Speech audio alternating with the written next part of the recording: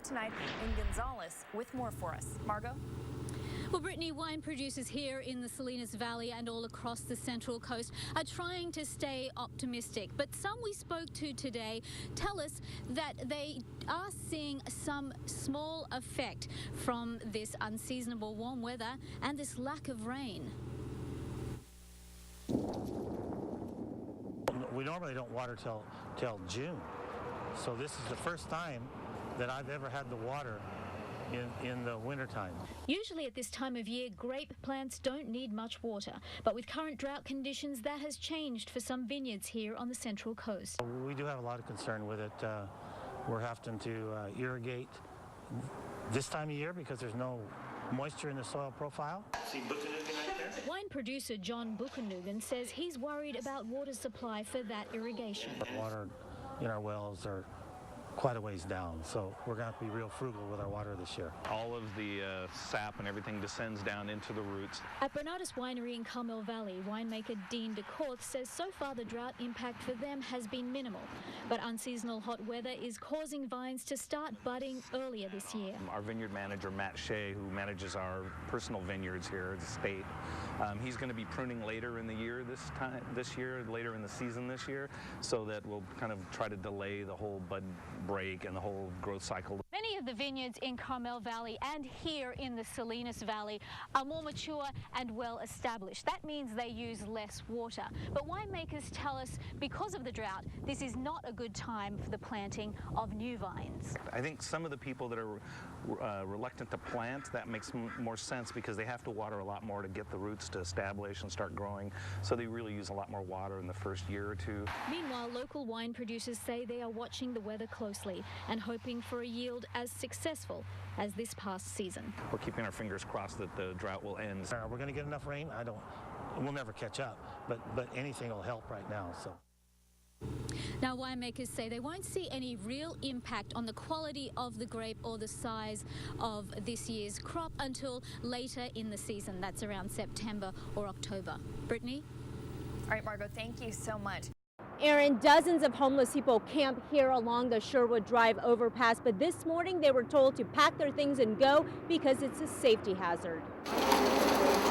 As bulldozers cleared out shelters and old mattresses under the Sherwood Drive overpass, people who lived in the makeshift tent city scrambled to move their belongings out of the way. I don't even know what to think right now.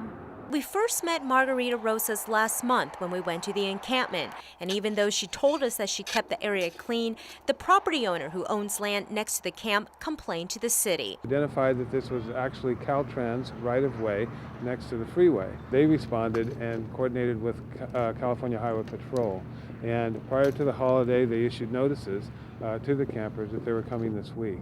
And so they followed the same protocol as the cities, but the city couldn't clean it up because it wasn't their property. Caltrans cleared the area because the state agency says it wasn't safe to have pedestrians walking and living so close to a busy overpass. Luckily, the man was nice with us and told us what day he was going to do this, but, you know, I don't know, there's just not enough places to go. Evaristo Nava and his girlfriend are homeless and says it feels like they and others who call this area home live on the run. Hopefully any time now, hopefully this will be the last time we're having to move all our stuff around, you know, but kind of get used to it, I guess. I don't want to stay with it.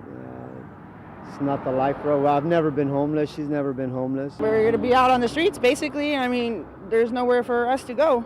Tell us where we could be at so we don't have to get bothered. You know, where can we be without them telling us that we got to move, you know? Homelessness is a top priority in the Salinas City Council's strategic plan, but city leaders say they can't respond immediately because they just don't have the resources. They have looked into what other cities have done, such as setting aside land for homeless camps. Both of these examples, like Fresno, have a service provider with the capabilities to run a camp, so that people can live in tents or in temporary tough sheds, but they're regulated and they're managed. And we don't have the capacity, we don't even have the program to do that. City leaders say the warming shelter at the Sun Street Center is a resource for the homeless, but many choose not to sleep there overnight. Resting just off a fire road near the Hollister Airport, this Beechcraft A45 shows signs of its sudden impact. The engine exposed, propeller bent back, this wheel just barely hanging on. According to the Federal Aviation Administration, the single-engine plane lost engine power and the pilot made a forced landing. Nicknamed Mad Dog, the plane took off Saturday just before 2 with another plane it was supposed to fly tandem with. Probably about 10 to 15 seconds after they called out that they were taking off, you hear a mayday come in. Chance Serrano was working in a hangar on the other side of the airport when he heard the call and jumped into action, radioing for other pilots to be careful. Just let everybody know, hey, be advised, we had a mayday come in, airplane's on the ground. Meantime, a plane belonging to Skydive Hollister had just taken off. We circled around for a while, making sure that there wasn't any explosions or anything like that, because maybe we could have landed really quickly, and even with our parachutes, we might have been able to just land right there and give them some emergency services or something. The Central Coast has seen its share of plane crashes. In 2011, a family of 4 died just after takeoff from the Watsonville airport, and later that year, a 59-year-old crashed and was killed in Chular.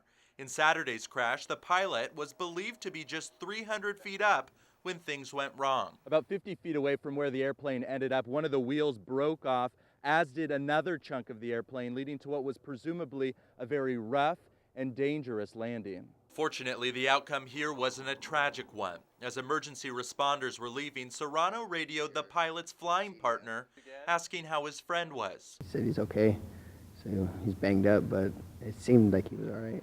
In Hollister, Tom Miller, KSBW Action News 8. Wind, water, and golf, a trio that almost always causes problems. Out here, it blows so horizontally that you got to keep it close to your body or blow away. With gusts maxing out at 36 miles per hour, laser operator Walt Cooley repositioned his umbrella to protect himself in his work. I have my map. I look at where the golf ball is. I estimate the position. However, he's forced inside after plays suspended and the wind takes over. 130 miles per hour is really the threshold that some of the balls will start to blow around on the green. On the greens and in the air, where they're getting caught by the wind and carried. It was difficult early and then picked up and became unplayable.